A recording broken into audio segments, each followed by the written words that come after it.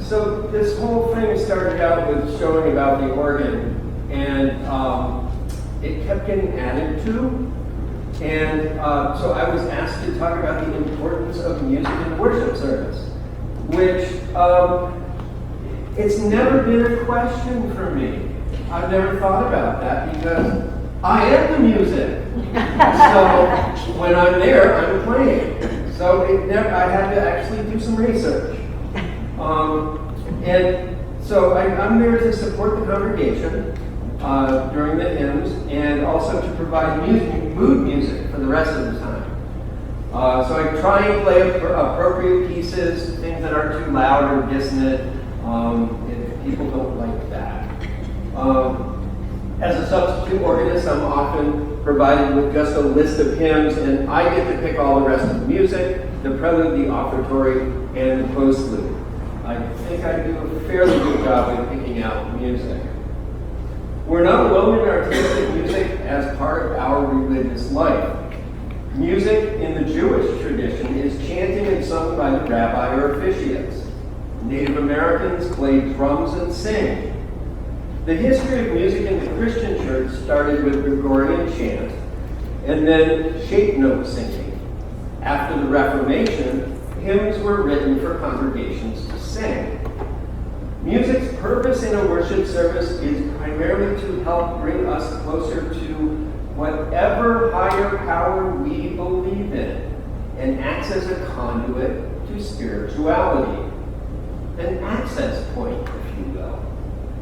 We sing or listen to the words of a hymn and we understand their meaning, but it's not just the words that should speak to us, but also the chord progressions as well as the melody. In today's talk, I found that the Christians have the most documentation on music in the church. An article written by this guy whose name is really fun to pronounce. He's a cardinal, and it's Amleto Giovanni Ciccognoni. Okay? And he wrote an article titled Instruction on Sacred Music and Sacred Liturgy.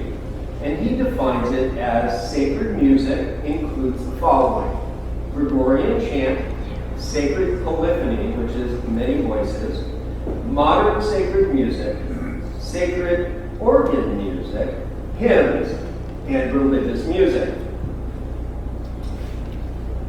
Gregorian chant, which is used in liturgical ceremonies, is the sacred music proper to the Roman Church. Sacred polyphony is measured music which arose from the tradition of Gregorian chant. It is choral music written in many voice parts and sung without instrumental accompaniment. Modern sacred music is likewise sung in many voice parts, at times with instrumental accompaniment. Sacred music for the organ is music composed for the organ alone. Ever since the pipe organ came into use, this music has been widely cultivated by famous masters of the art. I think everybody may have heard of J.S. Bach. Hymns are songs. Now, this is going to get interesting, and you have to kind of figure out what it says. Hymns are songs which spontaneously arise from the religious impulses with which mankind has been endowed by its creator. Thus, they are universally sung among all people. Meaning, somebody had a notion, they made a hymn, now we sing it.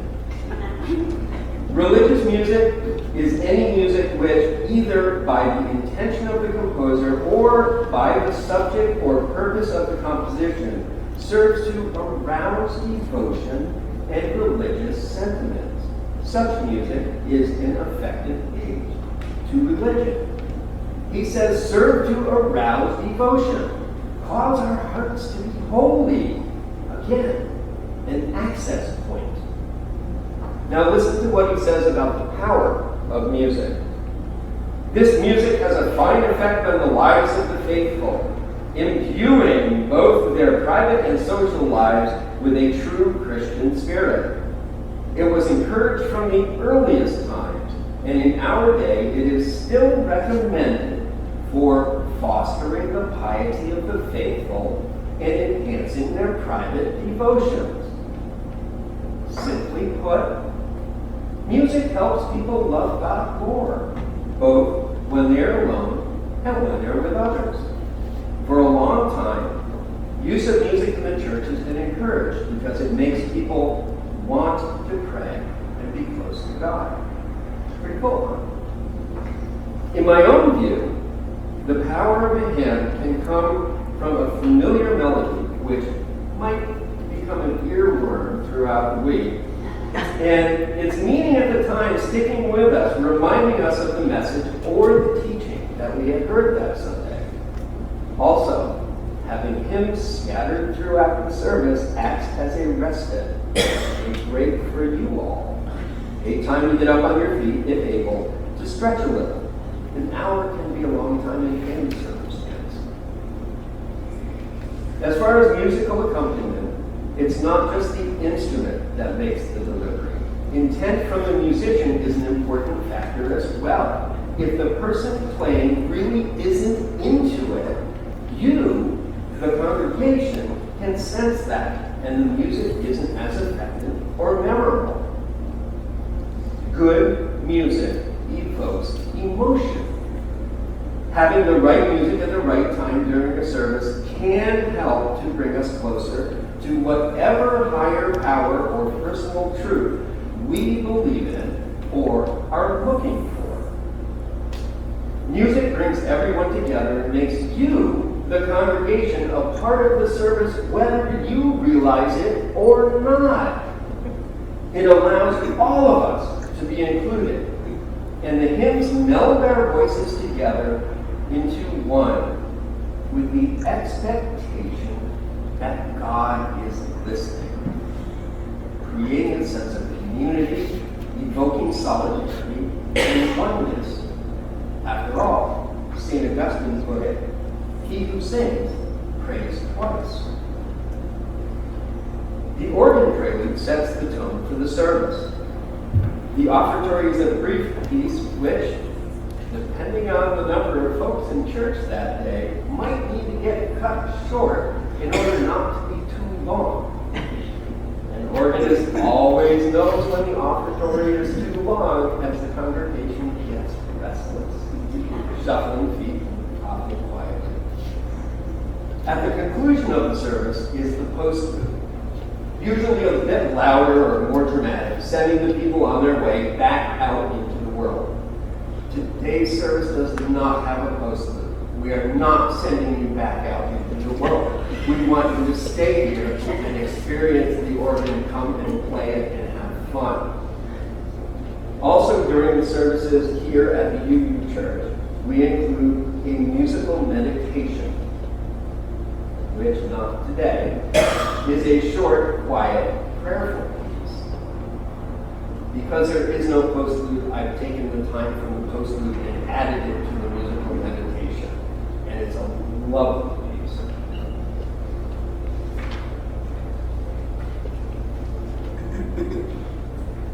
So why is the organ so widely used in worship?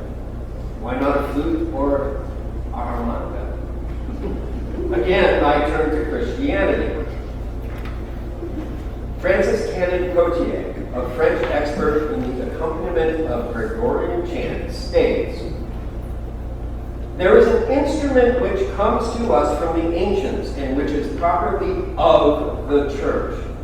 The organ, in admirable size and majesty, have made it worthy of being associated with liturgical rites, either for the accompaniment of chant or the performance of very gentle harmonies." In other words, there's a musical instrument that's been used for a long time and has always belonged to the church. It's the organ. Because of its great size and powerful, beautiful sound, it has been seen as worthy of church worship, whether it is supporting singing or playing gentle, lovely music on its own. It's about the possibilities that the organ has to offer. And we will cover more of that in a few minutes. So in conclusion, my opinion on the importance of music in the worship service is that music brings us together as one, to praise and to bring us closer to whatever we hold in high esteem, and to unite us in a cause or thought